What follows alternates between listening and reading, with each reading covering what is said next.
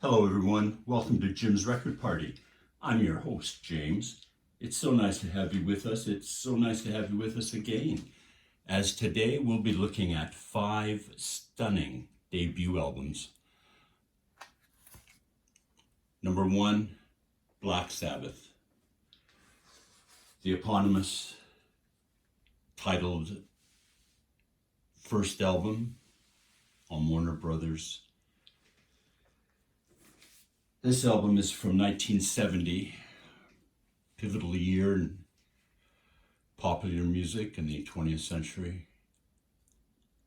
This album absolutely stunned people. It's hard to describe the impact this album had. It's easy to see in the subsequent releases by Sabbath and Zeppelin.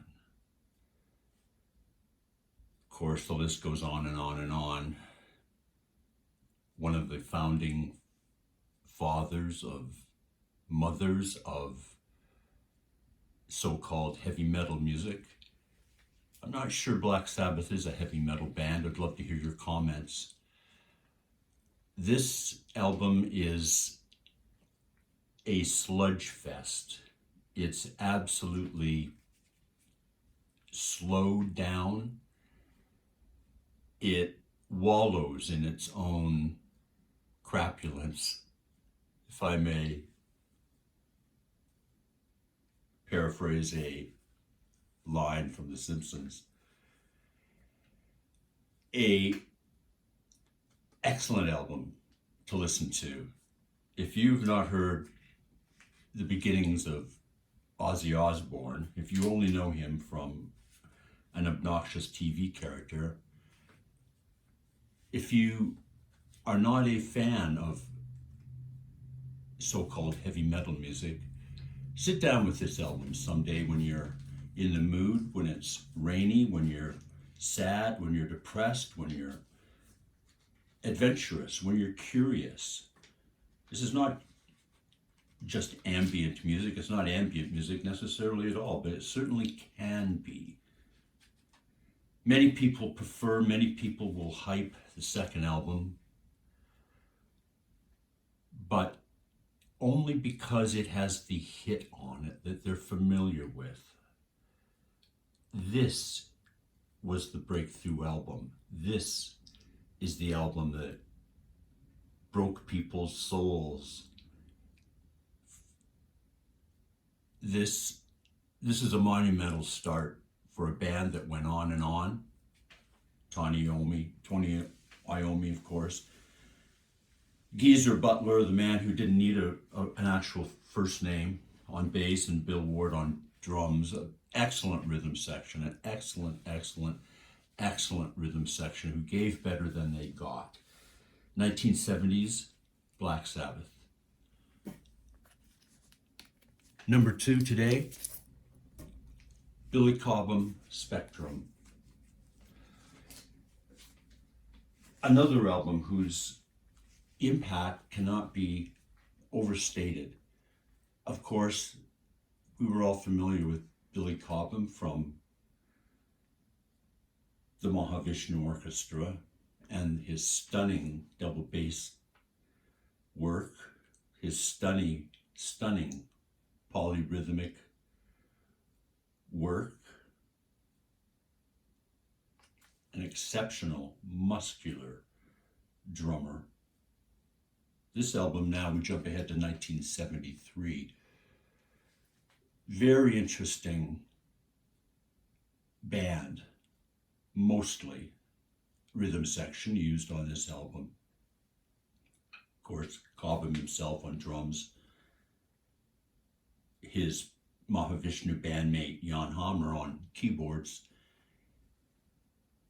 the great late Tommy Bolin on guitar. Really, the first place certainly I was introduced to Tommy Bolin, and I think a lot of people were. I read a quote that this was where Jeff Beck, amongst others, were introduced to Tommy Bolin's work. The most interesting band member on this album, I would say, is the bass player Lee Sklar. How he was chosen, how he came about to fill the bass chair on this album, I still do not know the backstory. He holds it down. He's an excellent, excellent bass player, of course, mostly known for his sympathetic, somewhat melodic work with folk rock people, mostly. Jackson Browne, James Taylor, most notably, and many others, many others, went on to work with Phil Collins. He of the unshaveable beard, the great bass player Lee Sklar. And then Billy brings in a bit of a ringer band with Brecker Brothers and others for the acoustic numbers on this album. And it's quite a sea change, and I'm not sure that was a wise choice production-wise. I think Billy himself produced this album, wrote most or all of this album, arranged most or all of this album. This was stunning, as if it was a complete breakthrough, a part of Billy Cobham we had never ever heard in the Mahavishnu Orchestra. His later albums are somewhat lessened to this. The second album is Crosswinds, is excellent. I would recommend picking that up as well. This is the great Billy Cobham's breakthrough, stunning debut solo album, Spectrum.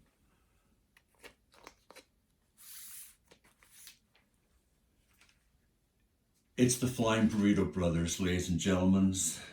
The Gilded Palace of Sin. Is there any better kind? Is there any other kind? Graham Parsons' great debut band leader album. He, of course, appeared on Sweetheart of the Rodeo with Roger McGuinn's Byrds. The great Byrds bass player Chris Hillman would go on to play with the Souther Hillman Furry Band, would go on to play with Steve Still's great band Manassas. Chris Etheridge on bass. I think he plays a bit of piano on this as well. And the great Sneaky Pete Kleinow, he with the pterodactyl nudie suit. All four gentlemen decked out in the most beautiful nudie suits. I think they had a lot to do with bringing those back into the public eye. Yes, Porter Wagner. Yes, Dolly Parton. Yes, many others. A mixture of drummers on this album, 3 or 4 drummers on this album, amongst whom were Eddie Ho.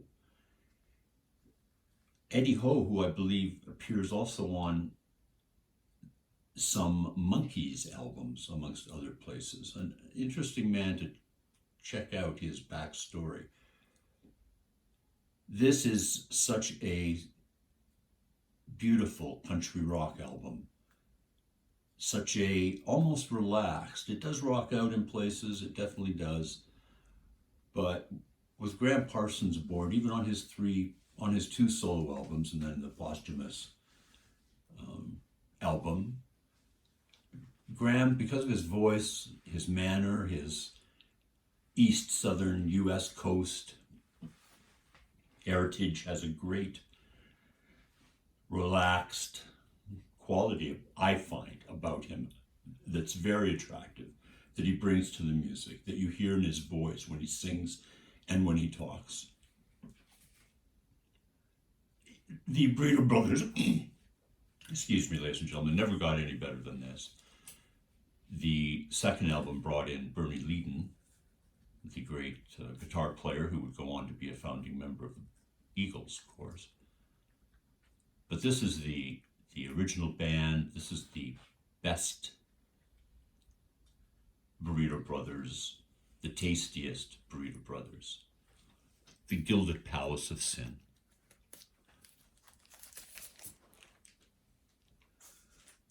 Brings us to number 4, John McLaughlin, the great guitarist, the great English guitarist, the great fusion guitarist, the great electric guitarist, the great acoustic guitarist, the great writer, a man who pretty single-handedly brought fusion to the world. Yes, there were co-conspirators. Chick Corea had his part.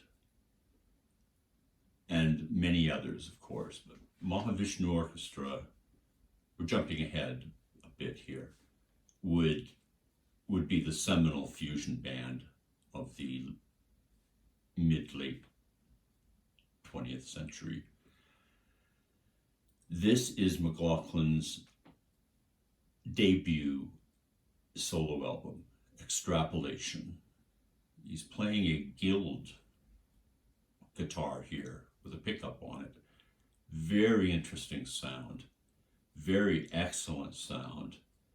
When I was first exposed to this album, I had never heard guitar playing like this. I had never heard jazz like this. I had come from swing and through bop, through modal. This went beyond that. Touches free jazz in places. Extremely sympathetic rhythm section here. Brian Hodges on bass and Tony Oxley on drum, with the great English reed man John Sermon on saxes. This is from 1972. The great story on this, as I recall, is that at the time, I believe Jack Bruce, who knew John McLaughlin, was headed to the States to play with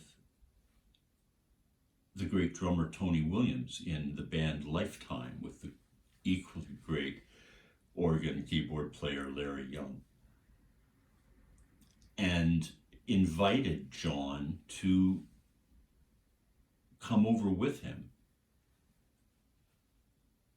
John decided not to because he was eager to record his first solo album. And this is the result, Extrapolation. A absolutely beautiful and orally beautiful album.